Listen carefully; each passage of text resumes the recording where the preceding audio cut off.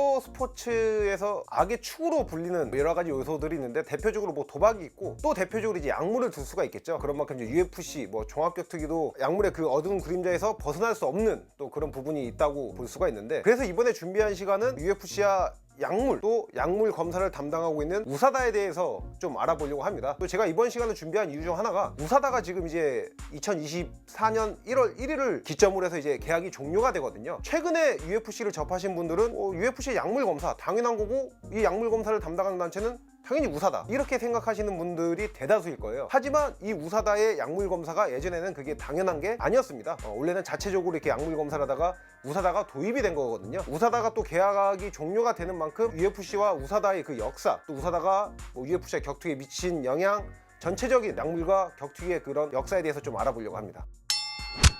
결국엔 우사다가 UFC의 그 약물을 담당하다 보니까 우사다란 단체가 UFC의 산하 단체다, 이렇게 생각하실 수도 있을 거예요. 그런데 우사다와 UFC는 엄연히 다른 단체입니다. UFC와 우사다는 계약을 통해서, 우사다는 원래 그냥 안티 도핑 그 단체고요. 여러 스포츠 단체들과 협약을 맺으면 본인들이 그 스포츠 단체의 약물 검사를 담당하는 단체인 거죠.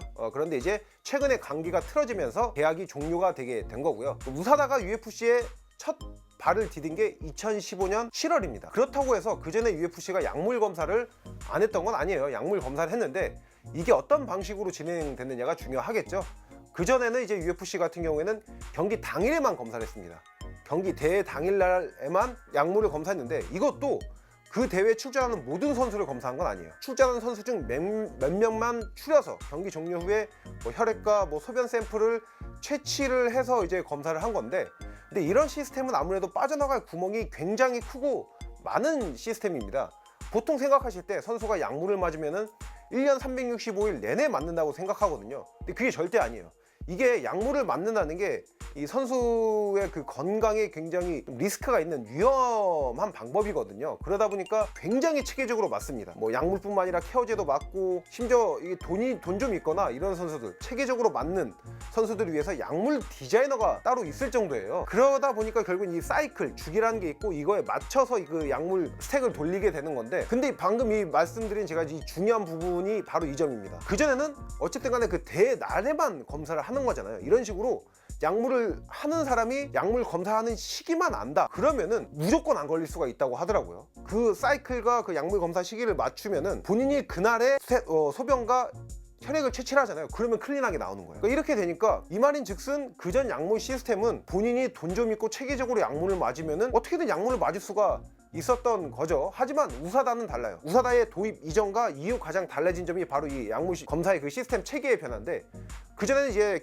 대회 당일날만 했다면 우사다 같은 경우에는 랜덤하게 테스트를 합니다. 만약에 제가 지금 현역 UFC 선수고 우사다에 등재가 되어 있다고 예를 들면은, 제가 이렇게 촬영을 하다가도 갑자기 우사다 직원이 오잖아요? 그럼 같이 손잡고 가서 오줌 싸는 거 제가 보여주면서 오줌 소변을 채취를 해야 되고, 혈액 샘플도 그 자리에서 가져가게 되는 겁니다. 그렇기 때문에 우사다 같은 경우에는 등재가 되어 있으면은 우사다 쪽으로 뭐 메일이라든지 이런 서면을 통해서 어느 정도 본인의 그 일정 기간 스케줄을 보내야 됩니다. 내가 이 시간 이때쯤엔 어디 있고 어디 있다. 그래서 이걸 보고 우사다 쪽에서 찾아가서 그 선수 이제 혈액이나 소변을 채취하게 되는 거거든요. 이러다 보니까 만약에 본인이 일정을 보낸 거랑 다른 데 있다, 예를 들어서 뭐 이렇게 체육관이 있을 줄 알고 체육관에 갔는데 얘가 체육관에 없어. 그런데 이게 몇 차례 반복이 된다? 그럼 이것도 징계 사유가 됩니다. 그러니까 야이르 로드리게스가 우사다로부터 이게 징계를 받은 것도, 그러니까 우사다로부터 징계를 받았다고 해서 그냥 약물을 했다고 생각하실 수도 있는데, 약물을 해서 징계를 받은 건 아니에요.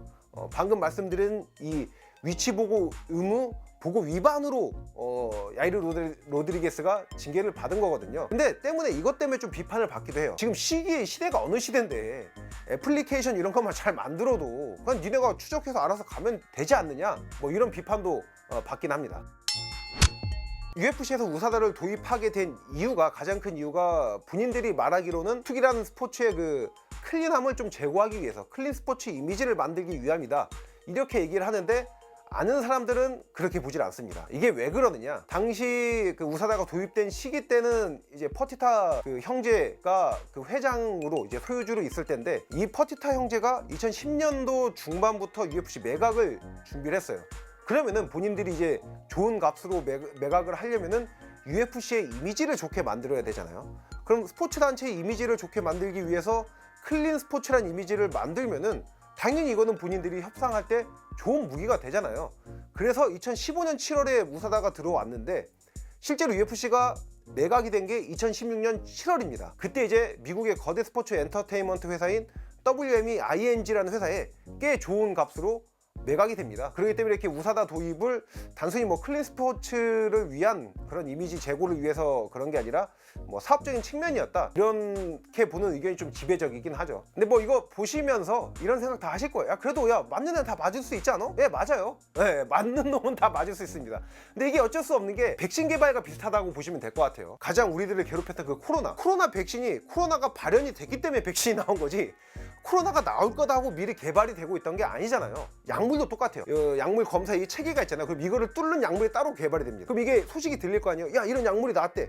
그럼 이 약물을 잡기 위해서 또 다른 이 검사 체계가 발전이 되는 거거든요. 그래서 올림픽 같은 경우에는 선수의 그 혈액 샘플을 장기간 보관을 하고 있습니다. 장기간 보관하면서 본인들의 그 검사가 발전이 되면은 이 검사를 다시 또 하는 거예요. 그러다 보니까 이게 수년 뒤에 도핑에 뒤늦게 걸려가지고 메달이 박탈되는 이런 경우도 나오잖아요. 어쨌든 그러다 보니까 아무래도 이게 약물 검사가 약물의 발전 속도를 따라잡긴 미리 가서 막을 수는 없습니다. 그래서 지금 현재 그 우사다와 이제 계약이 끝나니까 야, 그럼 이거 뭐 약물판 되는 거 아니냐? 그래서 또 지금 욕을 먹는 선수 중 한 명이 존 존스죠. 존 존스가 이제 미오치치와의 경기를 한 2주 앞둔 시점에서 갑자기 아웃이 됐는데 그래서 이제 팬들이 이거 존 존스 이거 약물러 이거 우사다 이제 나간다니까 이 풀약 꽂고 미오치치랑 경기하려고 나갔다, 이렇게 생각을 하시고 현역 라이트급 챔피언인 이슬람 마카체프도 우사다 이거 아웃이 되고 뭐 이거 브라질 애들이 챔피언 다 되겠다, 브라질이 또 약물로 약간 유명하거든요, 이런 식으로 약물판이 되겠다, 이런 우려를 드러낸 적이 있는데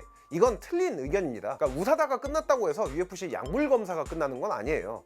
우사다와 계약 종료 이후에 2024년 1월 1일부터는 새로운 단체가 약물 검사를 시행을 합니다. 이제 DFSI라는 단체인데 이 단체가 미국의 주요 메이저 스포츠인 NFL, MLB, NBA를 담당하는 그런 약물 검사 단체입니다. 우사다가 이제 뭐 계약이 끝났다고 해서 UFC가 이제 뭐 약물판이 되거나 이런 거에 대한 걱정은 안 해도 된다고 저는 보고 있습니다. 일단 약물의 효과는 엄청나다고 알려져 있고요. 제가 과거에 그 내셔널 지오그래픽에서 약물에 대한 다큐를 본 적이 있거든요. 근데 거기서 이제 전문의가 나와서 하는 그 얘기가 저는 인상적이었어요. 체질적으로 근육이 잘 만들어지는 선수가 있고 체질적으로 근육이 잘 안 만들어져 있는 선수가 있다고 가정을 했을 때, 그러니까 근육이 잘 만들어지는 선수를 A, 안 만들어지는 선수를 B라고 가정을 했을 때 A 선수, 타고난 A 선수가 식단도 철저하게 지키고 운동도 진짜 빡세게 하고, 근데 하지만 B라는 선수 타고나지도 않았는데 뭐 술, 담배 다 하고 운동도 열심히 안 한다고 가정했는데 중요한 건 B는 약물을 하고 A는 약물을 안 하는 거예요. 그렇다면은 선수의 퍼포먼스, 뭐 운동의 기술은 모르겠지만은 근육량에 있어서는 B가 A를 압도할 수 있다고 얘기를 하더라고요. 그 정도로 약물은 이게 엄청납니다. 그렇기 때문에 선수들이 본인의 뭐 선수 생명뿐만 아니라 전체 수명이 깎일 수도 있음에도 불구하고 약물을 하는 거고요. 또 약물의 종류도 굉장히 많고요. 뭐 체력을 뭐 늘려주는 이런 것도 굉장히 많고 이러기 때문에 어쨌든 뭐 약물은 격투기뿐만 아니라 모든 스포츠에서 좀 지탄을 받아야 되는 그런 안 좋은 행위라고 보시면 되죠. 네, 그래서 오늘은 격투기에서 그 약물의 역사, 또 우사다가 UFC 격투기에 미친 영향에 대해서 간략하게 알아보는 시간을 가졌고요. 다음 시간에도 유익한 컨텐츠로 찾아뵙도록 하겠습니다. 렛츠 댄스!